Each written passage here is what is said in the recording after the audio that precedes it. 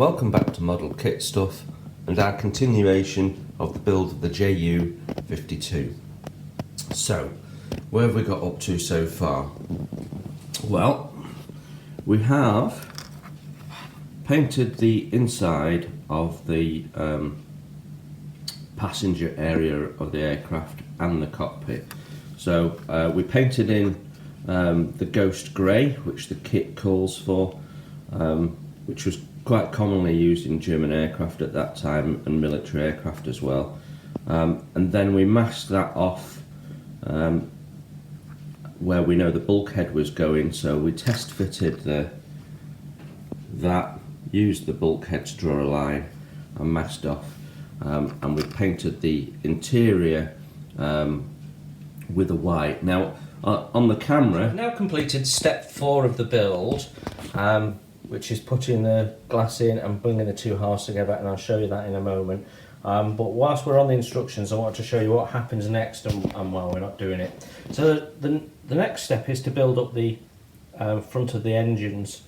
So this is step 5, but then we're not going to fit these until step 10. And for me, there's a risk these will get damaged.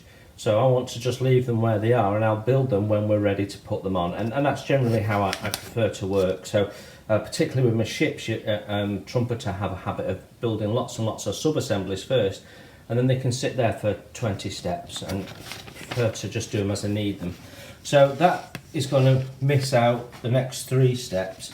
Then we're building the wings, and I'm just going to skip past that as well and get us up to step 9, which is putting the wings on. We'll go back to that in a second. The tail and the bits underneath, and then as you see in step 10, you then put the engines on and the roof. Well, what I'm going to do is I'm going to want to paint this before we put the engines on. So I'm going to want to mask things off and make sure all these components are fitted. There's an option here, but that's only if you're doing the Soviet Union version, which we're not going to do. So what we're going to do is build up step 9, then carry on into step 10, put that on, put the glazing on, then we'll have a look at what we're doing with the doors, and then when we've done that, we'll go back and build the wings and put the wings on, so we get ourselves to a point where we're ready to paint before we do all of this. Okay, so that's my rationale for the build. So I want to show you that. Okay, so what we've done when we were last talking, we hadn't done much of this. We were just putting the floor pan in, which we did, and that went in really well. And then if you remember, we'd marked out the positions of the seat. So if you go and look at the earlier video, we used a little tool just to put a mark for the back left hand corner of the seat. And so as you can see, that's allowed us to glue those seats in. So what we basically did was, once the floor pan was in and on one side, we dabbed the seats in a bit of super glue and plopped them on in each place. Then the second side was put on before the bulkhead. The bulkhead I found was tricky to, when I dry fitted, was tricky to hold in place. So when I dry fitted with both the fuselage halves together, it slotted in nicely and was more secure. So we put the second half in, we then put this rear bulkhead in, and then put the seat in, and we've used CA glue for all of those, and that just gives it a little bit more rigidity. So you can see that's all gone together quite nicely. Looks okay from there. And then if I flip this over, my next step was to add these 2 components. So that's needed a little bit of sanding on one corner, but effectively just clipped in. I will need to go around, got 1 or 2 minor gaps, so we just need to go around with, we'll use this plastic putty, which you just wipe in and wipe off, and then it's instantly done. This is, again, we'll do the same process here, but this is effectively just placed in, held in place by itself, and then we put a little bit of liquid poly in.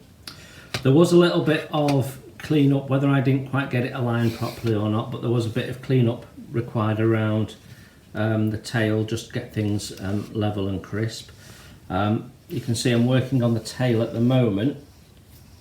If I turn this round, you can see that piece, there was a little bit of clean up of seams, nothing more, glued in place really nicely. The tail piece fitted in, no sag, no play in the fit, really nice. And the roof has been cleaned up. I'm not going to stick this on just yet, because I want to just deal with the doors first, but that also fitted on really nicely.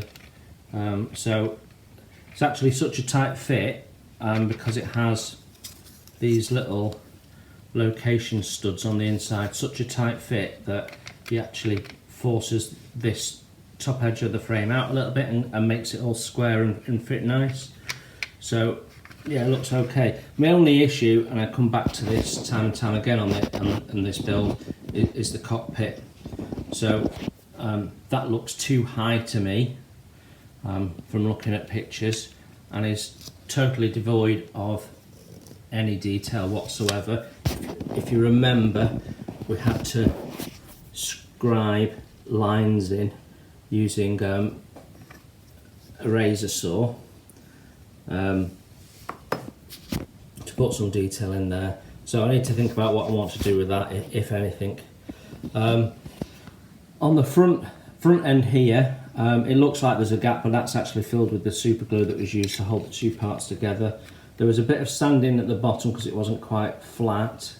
That's been done, and then we used a razor saw to put that panel line back in, and just to put the panel lines back in at the top where we've done a little bit of sanding work. And we've also put the cockpit door in. So we're ready now for carrying on with step 9. So what I'm going to do is I'm going to clean up the parts, put them on, and then if we've got any issues I'll flag them up in the next video. So that's it for this build for now. I think it's going together rather nicely, and I'll catch up with you on this one soon.